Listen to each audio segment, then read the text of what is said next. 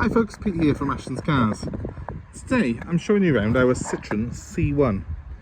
This is a 2019 model and it's the C1 Feel.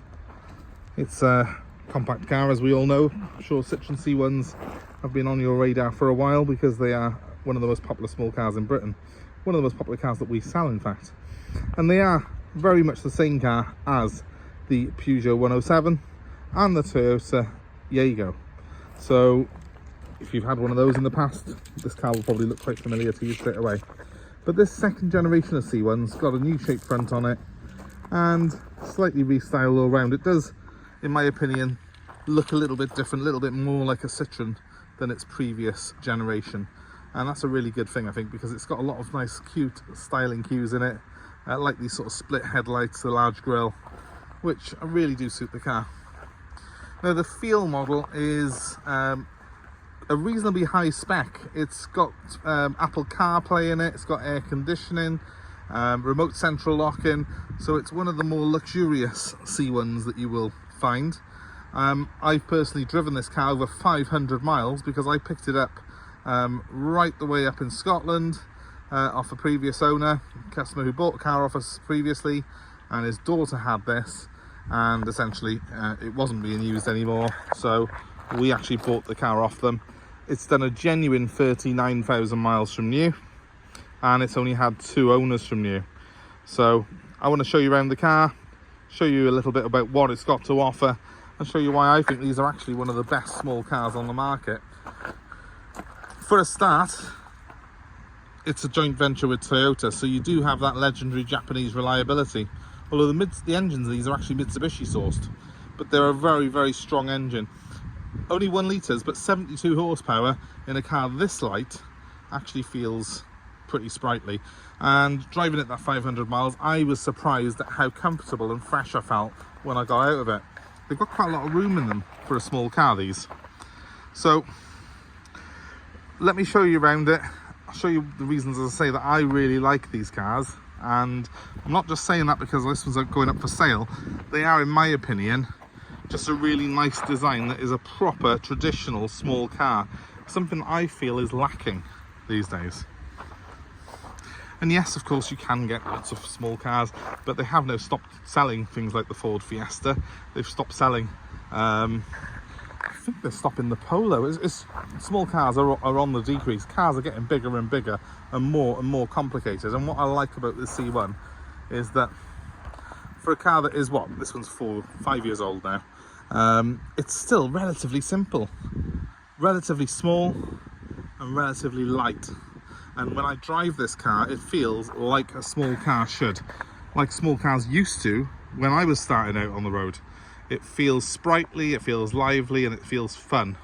And that really, really is appealing to me as someone who's a car enthusiast.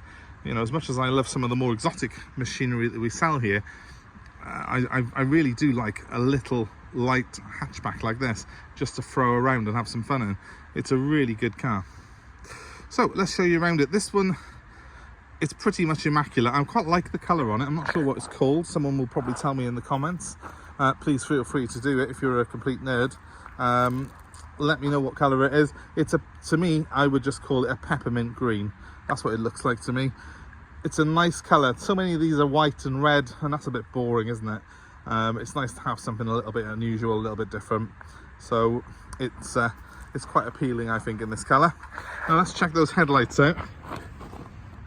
So we've got daytime running lights down the bottom there.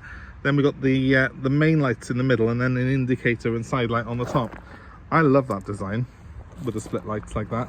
And I think it does make it look more like a Citroen, if that makes sense. It has a bit more of a face on it than the previous generation. Obviously, it's a small car. They do a 5-door version. This is the 3-door. Generally, the 3 doors are a little bit more appealing to the more youthful audience. So very, very popular with just the 3 doors, these are. Now, when I say simplicity and lightness, one of the reasons for that is the fact there's no overkill on things. Like that pushes that open. It's a solid piece of glass. That is the tailgate design. Very cheap to manufacture, which is what kept the prices down on these when they were new, but keeps the weight down as well. And there is a parcel shelf, but it goes up, it's fabric, and it goes up with the boot. The boot, well, it's not huge, but it's big enough, bigger than you get in a lot of small cars. I mean, this is a car that's equivalent to something like a Skoda Citigo or a Volkswagen Up, so it's about on par with them size-wise. It's a 4-seater, not a 5, so that is important to remember. Most of the cars in this class of Super Mini are 4-seaters. It's not until you go up to something a bit bigger like the Fiesta that we've got there, where you end up with 5 seats. So always bear that in mind if you're making a choice on a car like this. But there are, you know, there's room in the back for 2 adults. It is quite spacious because the roofline stays quite high at the back, and because of that you do get a fair bit of room inside it. Let's have a look in the cabin. I like the fact that they've got these sort of painted doors that come right the way through and colour code everything.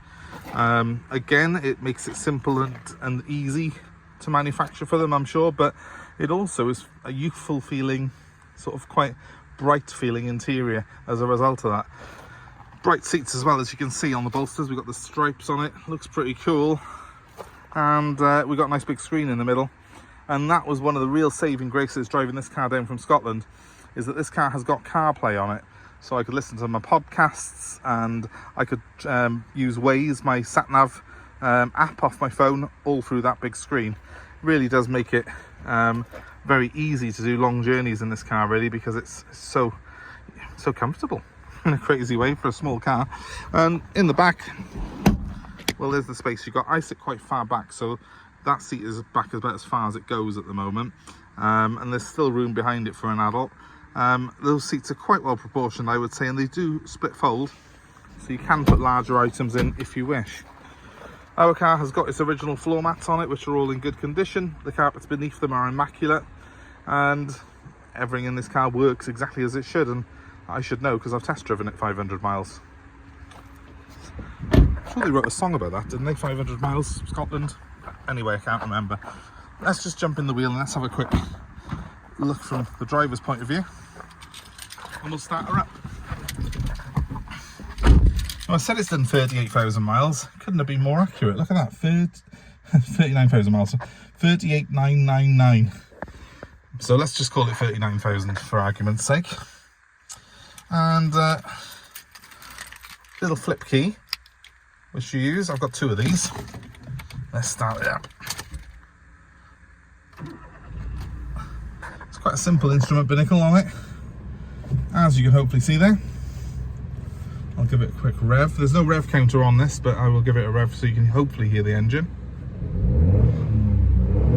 3 cylinders, 1 litre. Sounds nice and raspy. Bit of a schoolboy error there, I'm afraid. I've got my phone hooked up to the car, obviously, and it started trying to run the CarPlay. So we've got Bluetooth audio on it, and we've also got Apple CarPlay. If you want to use the CarPlay, you connect it by a wire to that USB slot down there. When you do that, all your apps from your phone are magically transformed onto that screen, so you can use the sat-nav and stuff from your phone. It is a nice simple screen though, just in its standard guise. You just press that button there for the menu, and you can select what you want from it.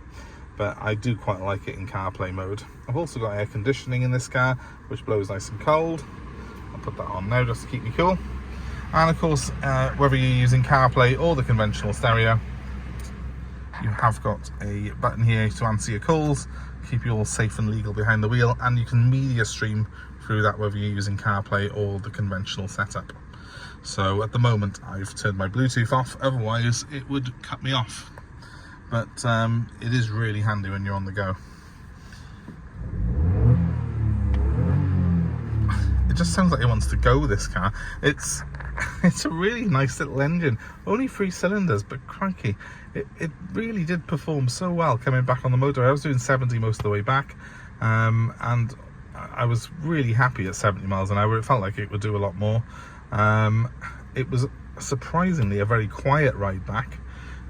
Even though it's quite a small car, it seems to have very good noise insulation. You don't get any wind noise through it at all. It does feel as comfortable. I mean, I've been driving the Red A3 since I brought this back, and this feels just as comfortable and as capable on long journeys as that does, which is crazy really for something so small. So you've got to marvel at the engineering behind it, really. It's a really clever bit of work. Just because it's small doesn't mean it's not comfortable on long journeys. And also, just because it's small doesn't mean I haven't got acres of space inside it, because I've got loads. I can stretch out in here, the pedals are in a good position, the wheel's in a good position for me. It just feels right. So, you know, one good reason, in my opinion, to buy one of these if you're looking for something small is the fact that it is capable not just around town, but on the open road as well. So, well, there we go. Not much more to tell you about it. The car is all original. It's on its original wheel trims, as you can see, and they are wheel trims, not alloy wheels, I'm afraid, folks. But that just makes it easier. If you lose one or chip one, you can just replace it easy. The colour is great, and there's not really any marks to show you on it. It's in very, very good condition indeed. The father of the lady who owned this car previously is actually in the motor trade and owned a garage. We were dealing with him for one of our more exotic cars, and you know, obviously we just struck a deal on this while we were up in Scotland delivering that. Not much more I can tell you other than I sincerely rate these cars, and I really urge you to try one out if you're looking for something for your son or your daughter or yourself, but especially if you've got someone who is starting out as a new driver, because so many of these new cars now are so big and so cumbersome that they can't be easy to drive for someone starting out. This car is simple. It's got a normal 5-speed gearbox, it's got a normal conventional handbrake, the controls are straightforward and laid out properly, there's nothing in there to distract you too much, and you've still got all the advantages of the tech, like the Apple CarPlay and, you know, the music streaming that people want these days, and that can make you safe and legal behind the wheel. Really is the best of everything. So give us a shout if it's of interest to you. My number is 07932 873 646, and our C1 is available for nationwide delivery. Yes, I would even take it back up to Scotland if you wanted me to. And so if you're interested in it, give us a call, let us know where you are, what you've got, what the deal would be, and we'll work something out to suit you. That number one more time, guys, 07932 873 646. If you have a look in the description, there'll be a copy of the full advert for this car, along with any sort of details of history, service history, and a little bit more of an in-depth description of it.